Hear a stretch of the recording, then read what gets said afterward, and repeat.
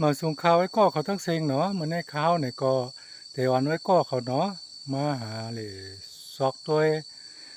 เฮ็บตอบวันไหนค่ะเมื่อเหลียวเนี่ยก็แมนพ้องเหลือนวันที่อ๋อวันที่14เนาะเหลือนเมษเนาะอ่าแมนพ้องที่ข้าวข้าวเฮ็บออกวันไหนกว่าเป็นเหมือนเจิ้งเฮ็บที่ออกโจวงๆเนี่ยก็จะเป็นเฮ็บตอบวันไหนกันเนาะ ข้าวเนี่ยก็อะไรเรียบรับหลีด้วยแน่กันนะส้มถั่นส้มป่าไม่ตึงไม่เป่าหนอไม่แง่หนอมันใกล้ออกซึ่งไหนเนี่ยอันลาบลามันจะเป็นซึ่งไหนไว้กันนะวันไหนกันนะกำเฮากว่าด้วยว่าอันที่มันออกกันเป็น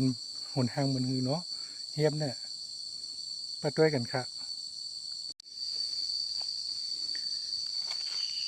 ในคณะไว้ก็เขาทั้งเสียงเนาะไว้ก็เขาจะเลยช็อกเตาด้วยหนอด้วยจอมดินนั่นกันนะด้วยว่ามันใครง่ายซึ่งหนังเหมืองหินคะเน่เฮ็บตอบอันวันเนี่ยเพิ่มตัวลีๆย่ำหันกันนะนี่อันนี้อันนี้ในข้าวหันเนี่ยมีไว้อยู่มกไว้เนี่ยตัวลีๆเนี่ยมันกันนะในเฮาหันเยาเนี่ยเขายาด้วยนี่กันนะเดี๋ยวมันเป็นเส้นไหนเนี่ยกิ่งหลังๆเนี่ยนี่กันนะเฮ็บตอบเมื่อเร็วแน่เฮ็บตอบในการปีแน่เขาขายกันหนึ่งลิตรแล้ว250ค่ะน้ำการแล้วก็หายาบมาพวกวางปอกความช่างทุกก็ใกล้ย่างของเขานะหายาเพื่อนก่อนนี่เกิดในเขานี่ไว้กันเนี่ยเห็นไว้จังไหน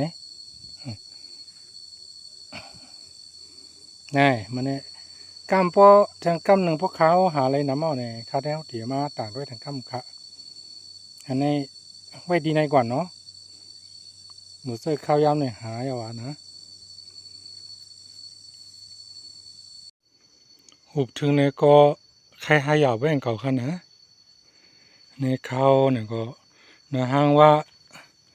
ญาติแทงในขณะนี่โยก็นี่โยก็ตัวนั่นง่ายขนาดง่ายเว้ยตัวเหมือนบางหินเนี่ยว่าตัวไกลๆไกลหูจักเหวเนี่ย